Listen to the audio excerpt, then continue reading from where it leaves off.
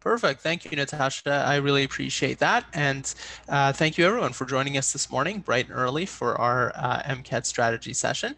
And so I'll do a quick introduction. So my name is Sonny Coelho. I'm the Executive Director for the Princeton Review in Canada. I just want to point out the contact information that's up on the screen. I encourage you to take down my email address and phone number if you have any questions after this session is done that you don't have a chance to ask during the session.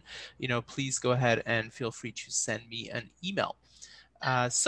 The goal today is to talk to you a little bit about the MCAT. We're going to talk about the overview of the test and provide some details. And we're also going to chat a little bit about how to prepare for this test. Okay. So, of course, the first thing to ask is, what is the MCAT? So, most of you hopefully are familiar with this test, but let's go through a little bit of an introduction. So, the MCAT is, of course, the medical college admission test. So, this test is a standardized test that is used by most medical schools for admission. And in Canada, the vast majority of the schools require it. There are some exceptions. So you will find that, schools like the Northern Ontario School of Medicine or the University of Ottawa will not require the MCAT.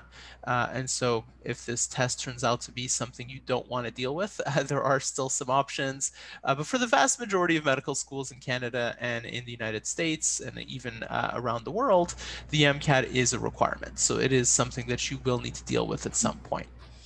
Now, the organization that actually creates and administers the MCAT is called the Association of American Medical Colleges, or AAMC for short. So I encourage everyone who is thinking of taking the MCAT in the future to make note of their website, which is listed here on the slide. So it's aamc.org/MCAT. This is the website you will go to register for the actual test. It's also the website where you will find updates to the MCAT, particularly with relation to what's happening with the pandemic. If anything changes with the test, this is the website that would list those changes and updates for you. So please make sure that you are making note of that website and visiting it rather regularly, just to make sure you're not missing out on any updates. Okay. Now, the MCAT itself is a multiple choice test, and it is taken on computer. So you see here it is a computer-based test. And I'm just going to emphasize the word based here because there are different types of computer tests out there. Some of you might be familiar with tests like the GRE. Or the GMAT, which are tests that are adaptive in nature, which means that they adapt to your responses. The MCAT is not like that. The MCAT is very much like taking a paper-based test, but taking it on screen on a computer. So the nice thing about that is that when you are in an MCAT section, you can answer the questions in any order that you like. You don't need to answer them in the order in which they are presented. If there's a question you don't like, you can skip it, you can go back to it later. And so within each section, you do have that freedom. So it feels a lot like having a booklet in front of you, which is pretty cool. Now, there have been some announcements from AAMC regarding what the MCAT will look like in 2021. So there will be 30 test dates in Canada in 2021, and this is similar to previous years, so this is not anything new. And the vast majority of those dates will happen in the summer. So June through September will be the predominant number of dates. There are some in January, there's some in March and April and May. There are no dates in the fall. So it should be noted that in October, November, and December, there are no test dates or opportunities to take the MCAT. Now, one of the things that AAMC is doing in order to accommodate, the situation with the pandemic and ensure that they can maintain some social distancing when students are taking the MCAT is that they're introducing 2 testing windows for each of the test dates. So they're going to have a testing window at 7:30 a.m. and they're going to have a testing window at 3 p.m. And so the reason is that they want to be able to split the students up into smaller groups in each of those testing windows. And if you're not familiar, the MCAT is about a 7 to 7.5 hour test. So it's quite a long day. And so, if, for example, you're in the 3 p.m. slot, that probably means you won't be done until quite late into the evening. So it's something to keep in mind when you schedule your date for 2021. And I notice here on the slide it says that it's a return to the full-length MCAT. And what I mean by that is that in 2020, once the pandemic hit, AMC made an adjustment to the MCAT and they offered a shorter version of the test this past summer. They are going to return to the full-length version of the MCAT in 2021. So lucky you, if that's going to be you, you will be taking the full 7 to 7.5 hour version of the MCAT. Okay. And the other thing they've announced is that they are also returning to the idea that you will receive your scores approximately 1 month after you complete your MCAT. So anywhere from 30 to 35 days is the window in which you will actually receive your score after having taken the test. So do keep that in mind. For example, if you are a student in third year and you're planning to apply next fall for medical school and you've never taken the MCAT before, one thing you'll want to do then this summer is you'll probably want to schedule an MCAT date that's a little bit earlier in the summer, so say early July, so that if you don't score as well as you'd like, you can still take the MCAT again in sort of late August or early September. You'll want to definitely make that part of your planning strategy and part of your timeline. Ideally, you're taking the MCAT in the summer after second year, so that if you don't score as well as you'd like that summer, you can always take the MCAT again the following summer. So it gives you a much more leeway in terms of repeating the test. Of course, there are also restrictions to the test in terms of how many times you can take it. So you can see them listed here: 3 times in 1 year, 4 times in 2 years, or my personal favorite, the 7 times in 1 lifetime. So I really hope no one ends up in a situation where they're taking this terrible test 7 times in their lifetime, but there is a maximum limit, just so that you're aware. Okay. That's a little bit about the administration of the MCAT. Now, the structure of the MCAT itself is listed here for you. So I mentioned before that it is a completely multiple choice test, and there are 4 sections. Now, one of the challenges of the MCAT is that there is a lot of time pressure. As you can see here, most of the sections are 95 minutes, and you need to answer 59 multiple choice questions. The only one that's an exception is the second section, which is the critical analysis and reasoning skills, or CARS. You can see that one is a little bit shorter.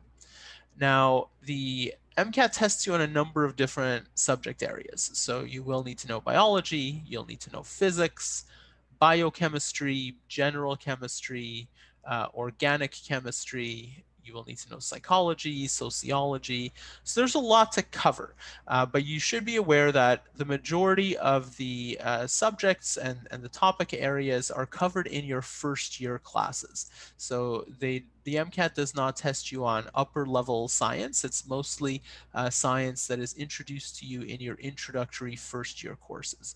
So by the time you're done your first year, you will have covered most of the material that is tested on the MCAT. Okay, and even though the names of the sections on the MCAT are quite long and quite a mouthful, as you can see here, we can shorten them to say, like, the first section is basically the Chem Phys section. It's chemistry and physics. The second section is all reading comprehension. It has a nice little acronym, CARS. The third section is basically the bio section. And the fourth section is basically your psych-soc section, which is mostly psychology and sociology. Okay. And so, there's a lot of content that is covered on the MCAT, like I said. And the other thing to know about the test is that it is predominantly a passage-based test, which means that it involves a lot of reading skills. So you do need to read a passage and then answer multiple choice questions based on that passage. So that does make the test a little bit trickier. It's not completely passage-based, but it is at least probably about 3/4 passage-based. So that is something to note about the test. Now, there's a scoring range listed there for each section, which is 118 to 132. And I know that may seem a bit random, and it kind of is, but it is basically a 15-point scaled score that's the range. And the average is around a 125 in each section. And so in terms of what is a good MCAT score, or what is a competitive score, I think most students are usually aiming to score at least a 127 or 128 in each section, and do so consistently across all 4 sections. That will make you competitive for many medical schools in Canada, and I think that is sort of a standard score a lot of students are aiming for. The scores from the 4 sections are added together, and you can see there that there's a total score range from 472 to 528. So you may have friends who have taken the MCAT and asked them what their score was, and they may just give you, sort of the total score in that range of 472 to 528. And sort of in that range, a lot of students are aiming to score, at least a 510 and above in order to start being competitive for a lot of medical schools. Okay. So that's a little bit about the test itself. In terms of how to prepare for this test, so I think there are a lot of different options out there in terms of getting ready. On average, students will usually spend about 3 months or so preparing for the MCAT. And the actual time they spend preparing, it's almost like having a little part-time job for those 3 months. They're usually spending a good 20 hours a week preparing for the MCAT. And so you should definitely view it that way, as something that you can, fit into your summer schedule. Even if you're taking a summer class at the university or you have a part-time job, but it would be a very challenging test to fit in if you were working full-time, for example. So how do you get started? So say you're, a first, second year student, or even a third year student, and you want to get started on this journey. The first thing I would recommend is taking a practice test. And there are a couple of different reasons why that's a very important first step. The first reason is that it familiarizes you with the test, and by taking a practice test, it gives you a good sense of where your strengths and weaknesses are, right? So if you take the MCAT practice test and you do very well on the biology, then you probably don't need to do as much review in that subject area. But maybe you don't do very well on some of the physics questions, and so you're going to need to work on that. The second main reason is that it can give you a baseline score, a starting point. So that way it helps you to determine just how far you are from your goal and how much work you actually need to put into the preparation, right? So that's a very important first step as well. So there is a link here, as you can see, the URL to practice test. Oh, sorry. Can everyone just mute their line if possible? Or if the host could just mute everyone's line, that would be great. So like I said, there is a URL here, but as you will going to note later, we are actually offering sort of a proctored version of this practice test this Saturday. So if somebody wants to, have the experience of having a proctor actually walk them through it, taking the practice test virtually with a series of other students, that would be an opportunity you would have this Saturday, and we're going to talk about that a little bit later. There are also 2 other free resources listed here that can help you get started in preparing for the MCAT. You can see here there's an MCAT free prep.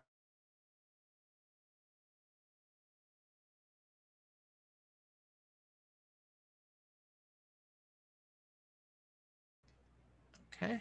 And so there is an MCAT free prep trial. As you can see, there's a link here. The MCAT free prep trial is basically 14 days of free access to all of our biology content in our course.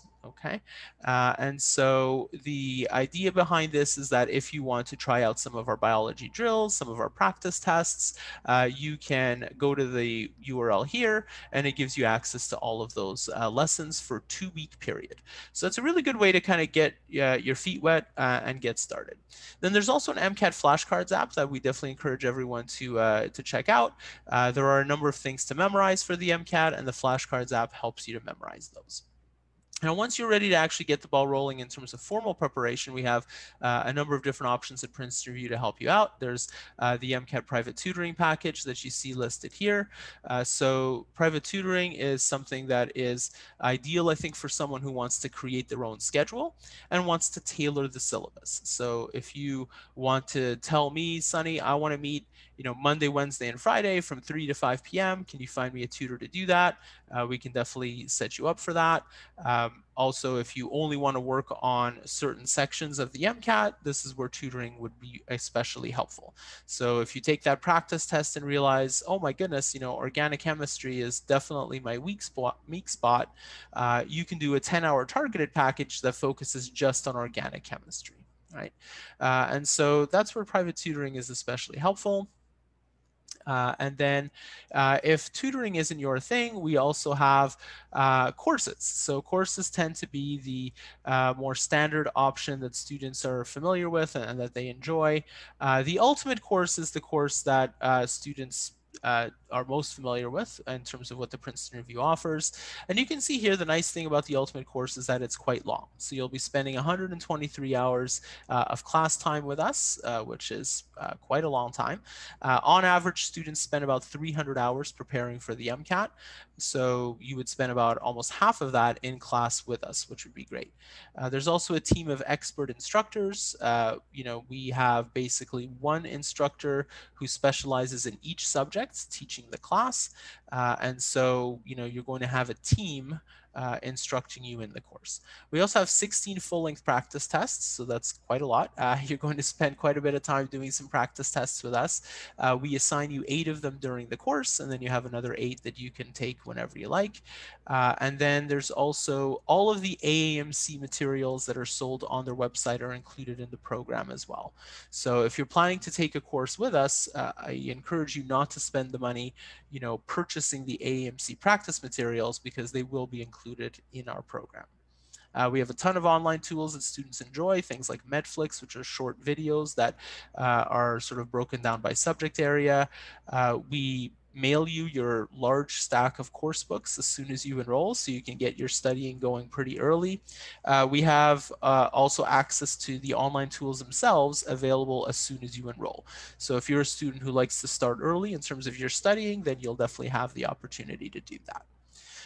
We also have a guarantee with the program that says if you're not satisfied with your score, you can come back within a year and take the course again for free, which is, I think, a great opportunity for you to repeat the program should you not feel that you score high enough on the actual test. And of course, we have a ton of schedules for you to choose from. We do have next summer schedules up already. We have in-person schedules at the moment. Obviously, we don't know how things are going to look next summer, but obviously the worst case scenario is that we're not able to necessarily offer the programs in person. We would just move them online, but it's still worth enrolling in the program if that's an option that you want, because we're going to hope that we'll be able to run them in person, and if not, at least you'll still be preparing with students from your own city and your own school, and that can be advantageous as well. So you can see there the tuition for both the in-person program, which is $2,399, and then we've got the purely live online program as well. And then finally, the last thing I'll mention about the Ultimate course is that we also have sort of an extended warranty on the course, which is called the 510 guarantee. If you purchase that extended warranty on the program, basically what it means is that we're going to guarantee that you will score either a 510 on the MCAT, or that you will improve at least 10 points from your first practice test. So that's an additional guarantee that we make. If you don't achieve one of those 2 markers, then you can get a refund on the program. So there is a 510 guarantee. We're very confident in the program, and that's why we offer that 510 guarantee. Okay. And then finally, the last couple of options I'll mention are the self-paced programs. So this is a program for students who don't want to attend any classes. These students just want to get all the books and get access to all the online tools and prepare on their own. Okay, so this is ideal for the very independent student who does not want to actually attend any classes.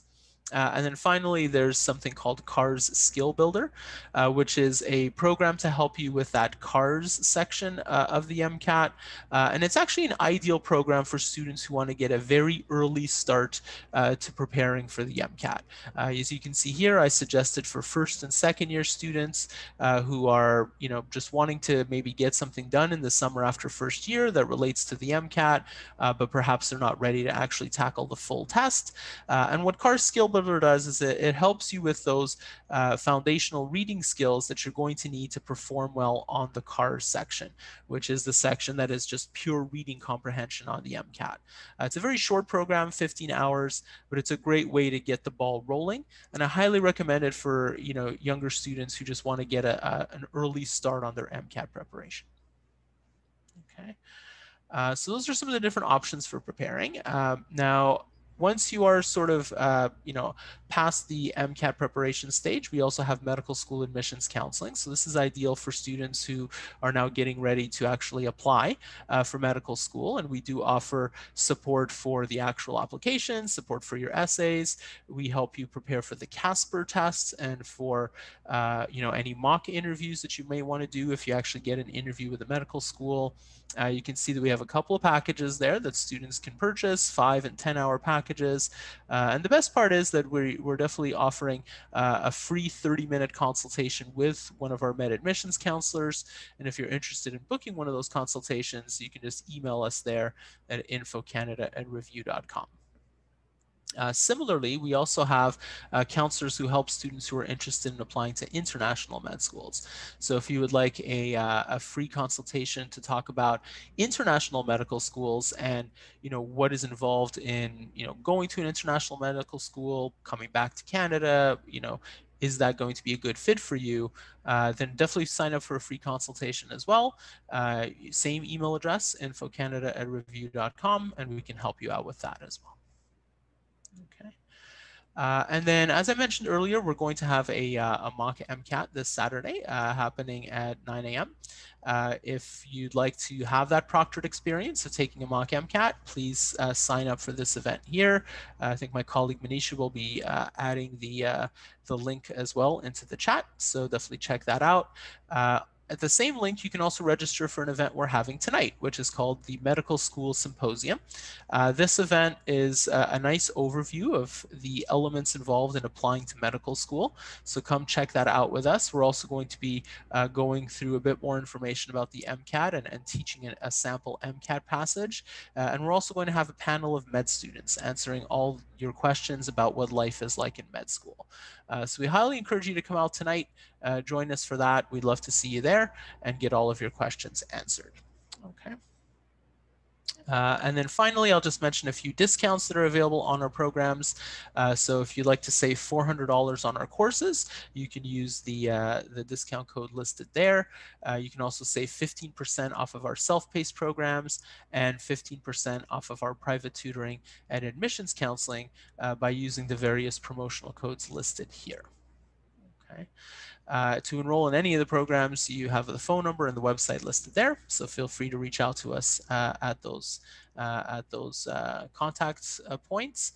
But of course, if you have additional questions, like I said earlier, you can email me directly.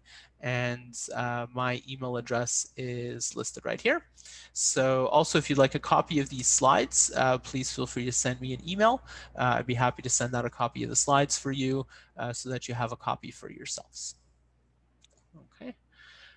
So that was all the information I wanted to talk about today. So I will open it up to some questions. Let me just bring up the chat box here and see if there's any questions. So feel free to type into the chat any questions you might have for me, and I'd be happy to answer them for you. We have a couple of minutes, so.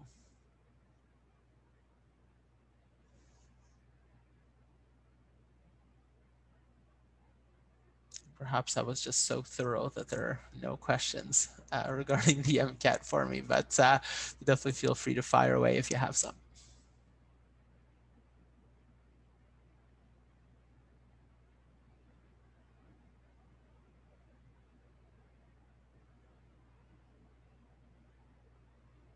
Okay, you're welcome, Brooke. Thank you very much. Appreciate it. Okay, Natasha, I don't know that there are any other questions, so I will hand it back over to you for sure.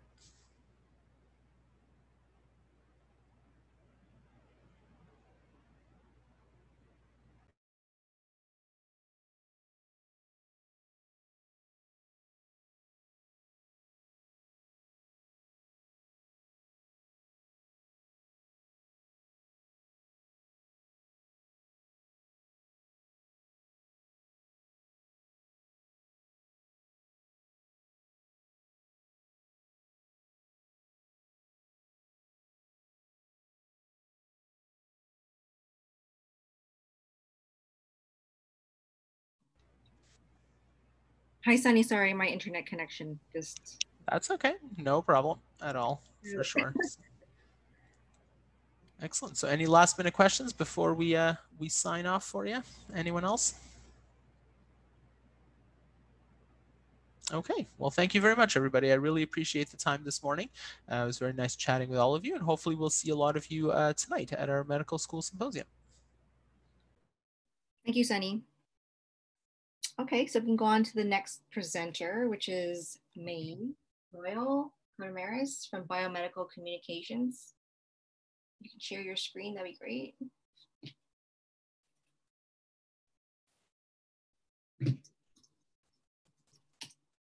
Hi, Natasha, thanks.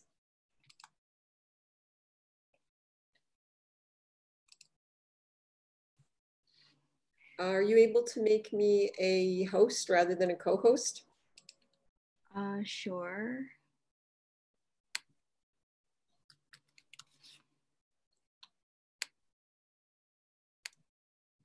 Okay, done. Try that again.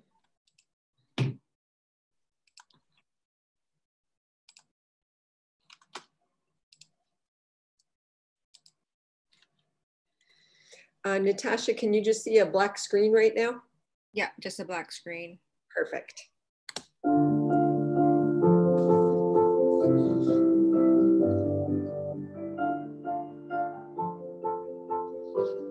Oh, can you record it?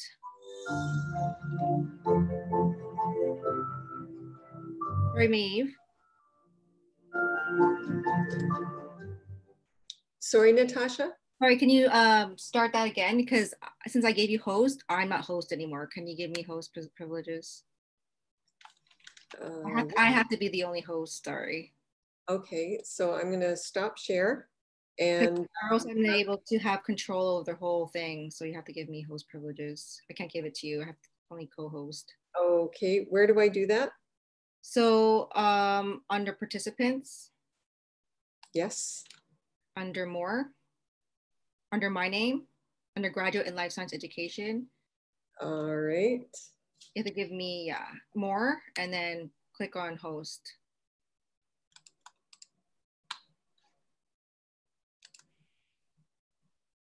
Okay, and I can give you co-host privileges instead. I'll give you co-host. Okay. And that might be work better, sorry. So are you ready to start so I can start recording? Yep, I'm ready to go. Okay, I'm gonna start. Thanks.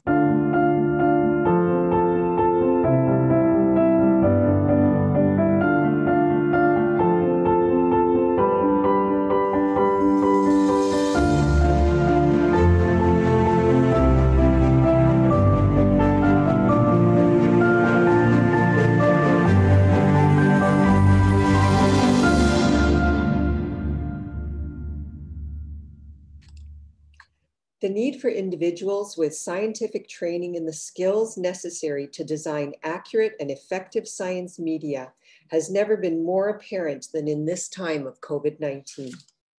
Hi everyone, I'm Maeve Doyle, the Graduate Program Administrator for the Master of Science in Biomedical Communications, or BMC for short. BMC is a 2-year program offered through the Institute of Medical Science and the Faculty of Medicine at the University of Toronto and the Department of Biology at the University, University of Toronto, Mississauga. And as a professional graduate program, we are affiliated with the Institute for the Management of Innovation. We are one of only 4 programs in the world, the only accredited graduate program in Canada, and a 2-campus program. Our administrative offices are housed primarily in the state-of-the-art Health Sciences Complex at UTM, and we have facilities on the stately St. George campus. This year, we're celebrating the 75th anniversary of our program at U of T. Students in our program are engaged in the creation and evaluation of a range of visual tools, including medical illustration, media and user experience design, animation, and virtual simulations. Our students benefit from small class sizes and individualized instruction from faculty whose expertise ranges from the scientific visualization of complex molecular and anatomical structures to the creation of visual narratives for outreach and patient education. In year one, students build a foundation in illustration and visualization tools and strategies, as well as take basic and clinical science courses such as cadaveric dissection, molecular visualization, and neuroanatomy. In year two, students take a combination of both required and elective courses and work on their master's research project, a self-directed capstone project. Professional development occurs throughout the program, through critiques, workshops, and guest lectures, through formal training. In ethics and professionalism, students learn how to quote, write contracts, and self-promote. They're informed on copyright, plagiarism, and artists' rights. Students tour the leading biomedical visualization studios in the world, located here in the GTA, and which employ many BMC alumni. They have the opportunity to attend the industry's annual professional conference, and at the end of year two, they participate in a graduate showcase for employers. So what do students do after they graduate? They can pursue further education. In 2017, BMC conferred its first PhD in biomedical visualization. Dr. Andrea Gauthier is now a postdoctoral research fellow at the Knowledge Lab, University College London. They found their own studios such as Access Studio, Artery Studios, BioHues Digital, and Azure Vesta Design. They work at media and animation studios, at design consultancies that serve the health and pharmaceutical markets, at biotech startups, in hospital media departments, and in academia. The number of professional medical illustrators is small but mighty, and BMC grads benefit from a strong alumni network and from their own professional association. The Biomedical Communications Program is looking for individuals who are fascinated by and conversant in science, who are visual thinkers and creators, who have diverse and interdisciplinary backgrounds, who are excited by the idea of combining visual representation, science, and state-of-the-art technology. The minimum admission requirements for BMC include a 4-year undergraduate degree with at least a mid-B standing in the final 2 years of undergraduate study, an English credit, humanities or social science credit, cell and molecular biology and/or histology credit, and an intro physiology, a portfolio of visual work, 3 academic letters of reference, and a letter of intent. The BMC program receives approximately 100 applications each year for 15 to 18 positions. The average final 2-year GPA for successful applicants in 2019 was 3.68. For students starting the program in 2020, domestic tuition fees are $11,950 and international fees are $40,610 per year for our 2-year program. Applications are being submitted through the SGS online admissions application and are being accepted now until December 14th for fall 2021 admission. And finally, for more information, please visit our website, download our brochure, or contact me. Thanks, everyone.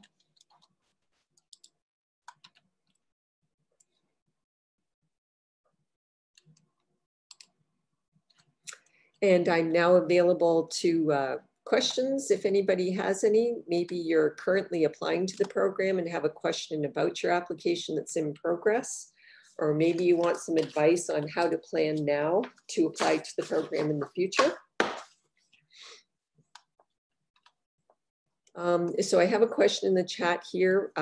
What is the best contact to reach me at? So I'm just going to type here, it's bmc.info@utoronto.ca. Also, you can go to the BMC website and look up all the contacts there. You don't necessarily have to contact just me. You're welcome to bypass me and go directly to one of the faculty.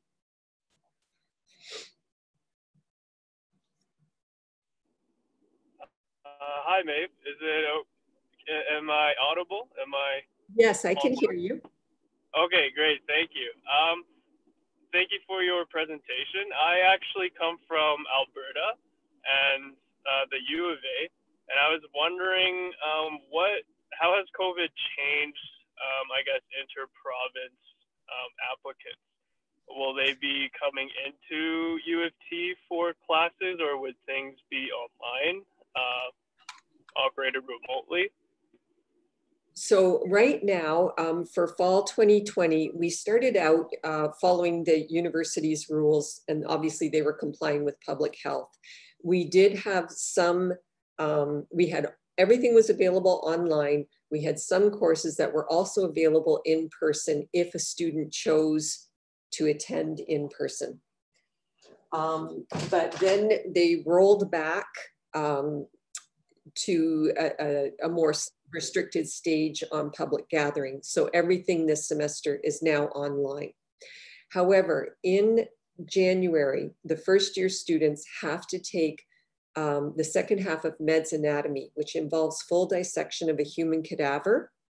And so in that case, they do have to appear in person. So does that help you at all?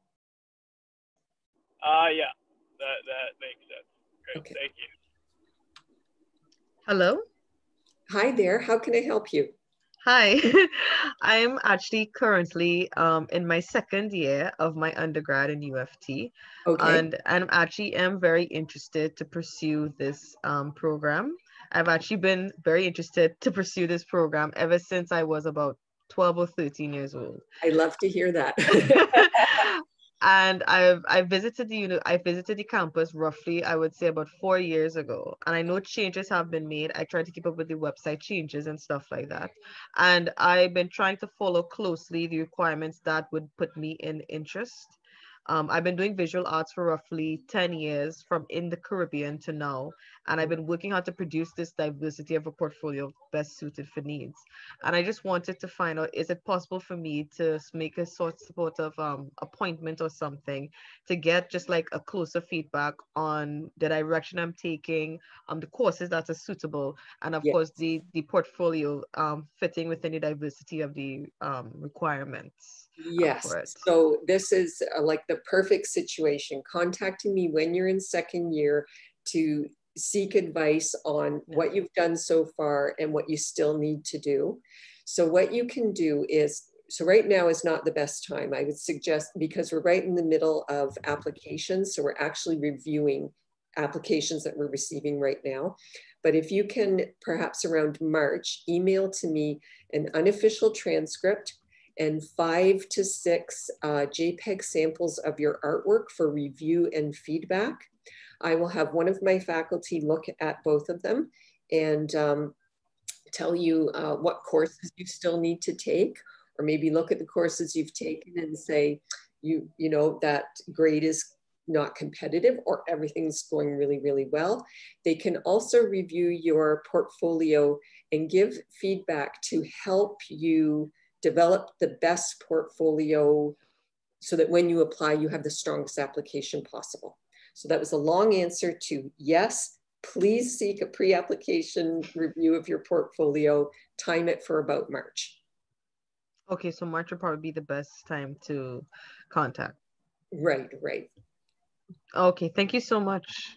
No, you're very welcome. If you have any other questions, email me, let me know how I can help. Okay, thank you so much. Okay. Take care.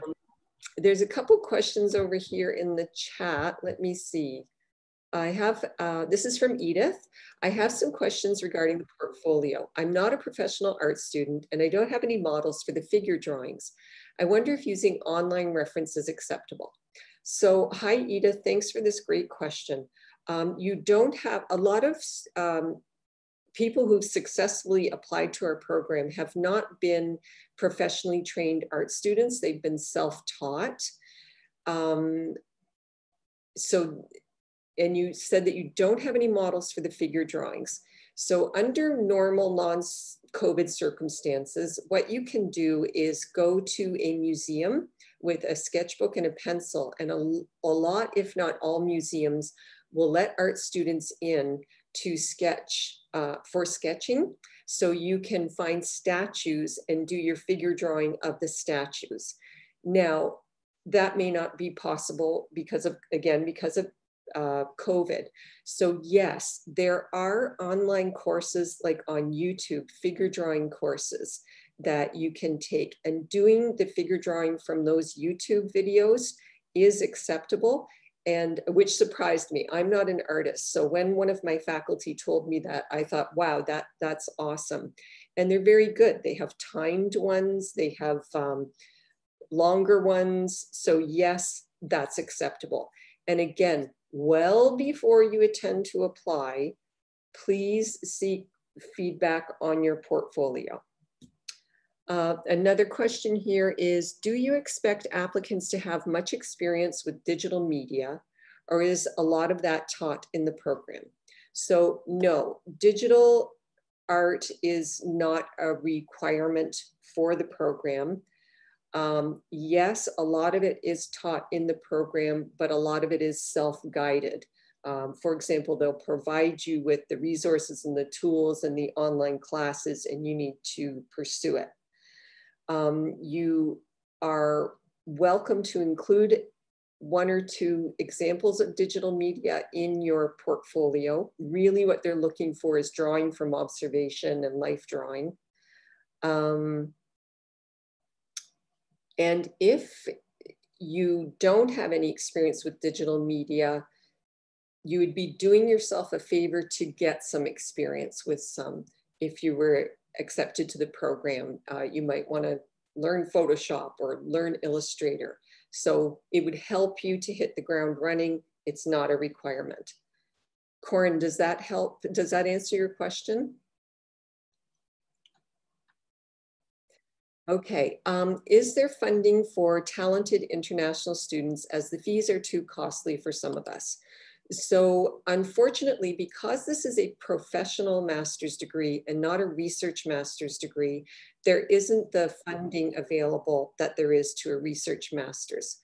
There is on our website some resources to seek funding. So you can, there's provincial aid from OSAP.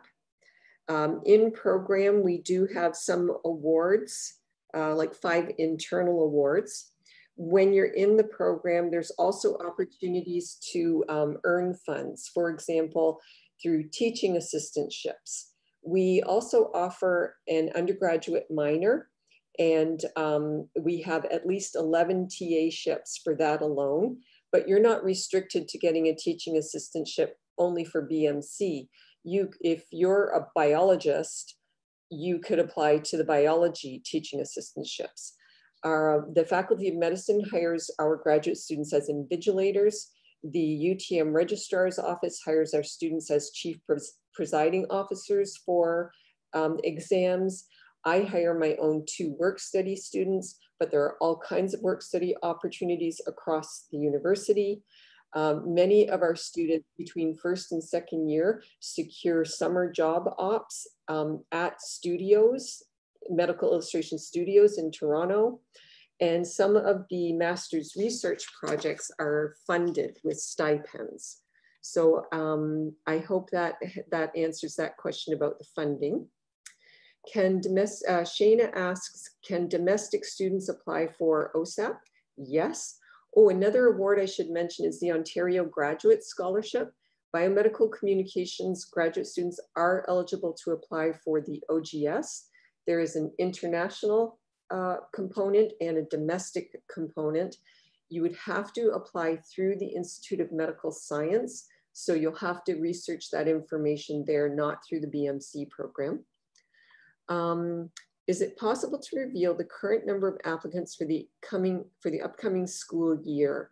I wonder how COVID changes application amount.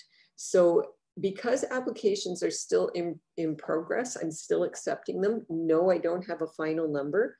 I can tell you that in the past, we typically receive around 100 applications, give or take 10. So from 90 to 110 applicants for 15 to 18 positions. So it is quite competitive.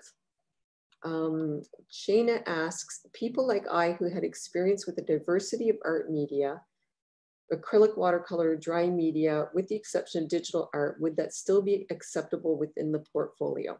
So Shayna, I'm going to say, I think so, but I strongly recommend that you submit some examples of the pieces you're discussing so that I can have a faculty member review that and give you a truly informed, accurate answer. I am mainly a digital artist. What is a good ratio of traditional to digital to the portfolio? Well, Edith, I would suggest that you review our portfolio requirements and make sure that you submit the required pieces. There are 5 required pieces. Then anything over and above that, you choose what you want the adjudication committee to see. How am I doing for time? Am I still okay? Yes, okay. Could you share more on the PhD program and the requirements? Do applicants need an MSc BMc? Oh, I am so happy to hear that someone's interested in our PhD program. And I wonder, could I ask you to email me, maeve.doyle@utoronto.ca, so that I can connect you with our director, so that I can make sure that you are given the proper, accurate guidance to response to that question.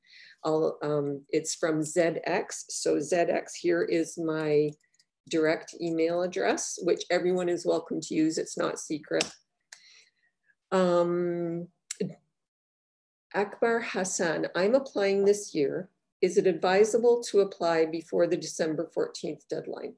Okay, you have to apply by December 14th.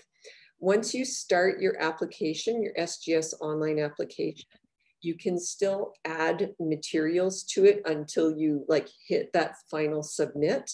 So there's no advantage or disadvantage to getting it done by December 14th. The important part is to get it done by December 14th. So I hope that helps. Also, if anyone is currently taking courses, you're in 4th year and you're taking courses right now, and you want me to have your fall 2020 grades for when I'm calculating your final 2-year GPA, obviously you're not going to have those by December 14th. So you can send them to me by email early to, I would say, mid-January, and say, here's a revised unofficial transcript that includes my fall grades. And that will help me in better estimating your final 2-year GPA. Is it too late to ask for a review of my portfolio? Yes. So a portfolio review is something that should be done well in advance of applying, but your portfolio will be reviewed as part of your application. So you will get it. It'll just be part of your application. Regarding TA positions, are they applied for before or after acceptance? Typically, people are applying for them after they've been accepted, largely because that's when the jobs are posted. So you're welcome to apply at any point in your application to our program. Say you've been given an offer of admission for fall 2021, but the job is posted in August 2021, go ahead and apply. What you have to do is make sure you're applying within the framework of when you can and cannot apply. Are all courses done at UTM or St. George as well? Because the program shows up on the U of T St. George website. Well, the wonderful thing about our beautiful program is that we are a 2-campus program. So we have facilities both at St. George and at UTM. And the anatomy course, Meds Anatomy, is all taken downtown on the St. George campus. So it's a mix. I would say the majority, under normal circumstances, the majority of first semester takes place downtown on the St. George campus. And for second year, the majority of the courses take place at UTM. I hope that helps. Edith has another question. Just to follow up with my previous question regarding the figure drawings, does it have to be using reference from a video course, or is reference photos sufficient? Okay, again, I'm not an artist and I'm not qualified to judge, but I've been doing this for a long time. And what I've noticed is that the reviewers do not like to see copies of photographs. They can tell right away that it's been copied from a photograph. And the reason is because the camera flattens images for you. And it's doing part of the work. And they want you to draw from observation because you are illustrating volume and depth. And these would be really important in applications such as surgical illustration. So you're creating a surgical illustration for a future surgeon to learn from. They have to understand like the volume of what they're looking at. You're educating them. So if you do copy photographs, I highly recommend that in your description, your list of illustrations, you are very honest and forthright about that. This is a copy from a photograph. I took the photograph, or a famous artist took the photograph. So just be very forthright about it. Let me see. Are there any essential pieces of advice or preparation tips you would provide to students still early in their undergraduate degree? I'm also currently in my second year. Yay, I love people who discover us in our second year. Yes, the crucial piece of advice would be to seek counseling now from Professor Mazursky. Actually, wait till about March is what I recommend. Wait till about March, contact Professor Mazursky, send him your transcript, an unofficial transcript, send him some art samples, and ask him what you need to do now to prepare to submit the strongest, best application possible in 2 years. And you can even follow up with him again a year later and say, I've done some of the things you advised. Are things improving? What else do I need to do? So yes, please seek some advice. Reference photos from real individuals and items also not included as well. Sorry, Shana, I don't think I understand what you're actually asking there. Could you clarify that a bit?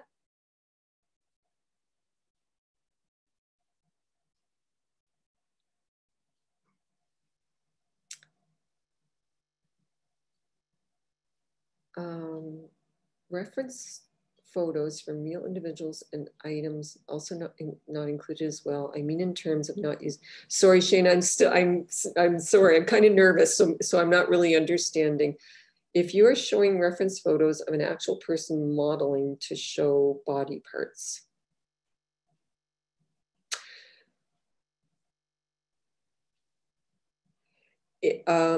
So it sounds to me like you still want to create an illustration copied from a photo, if I understand your question. So hello? No, yeah. yes, no, I mean like in terms of if let's say a person is sitting down on a chair and let's say, or they want to show like their back, the bending of the leg, maybe the twisting of their back, an actual person, that you actually take a photo of an actual person and you are due to observation, you are transferring that image. As I'm saying, I know that the actual photograph, like you said, it would be harder because it is not per se real, but I'm saying as an actual person, would that make much of a difference? No, it's still the same thing. You're still having the camera compressing and flattening the image for you and doing some of the work. So it would be better for you to, say it's your mom or your friend or whatever sitting in the chair. Just have them sit there and you sketch them. That would be better. Well, oh no, that's what I'm trying to mean. That's what I'm trying to say. Like if it's an actual person sitting down somewhere or being somewhere and I'm just sketching them as it is. Perfect. Do that. Versus okay, so do that versus using a photo. Okay. Right, exactly. I'm sorry I didn't understand that, but yes, that would be best. Okay, thank you. So let me see. ZX asks, can international students work in Canada after their studies? So yes, I believe your study permit allows up to 2 years post-grad that you can work in Canada. That would be a better question to ask for the International Education Center. I'm sorry, I don't have that exact answer handy. But yes, post-grad, you can, on your study permit, work in Canada for a limited period of time. Is it 3 year? Okay, I'm going to defer to Ximing Liu and say it's 3 years, but please confirm that yourselves.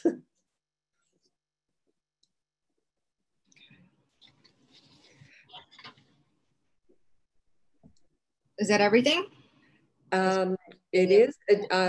Do I have a few minutes or? Maybe take one more question. Okay, if there's one thing I'd like to share, it would be about referees.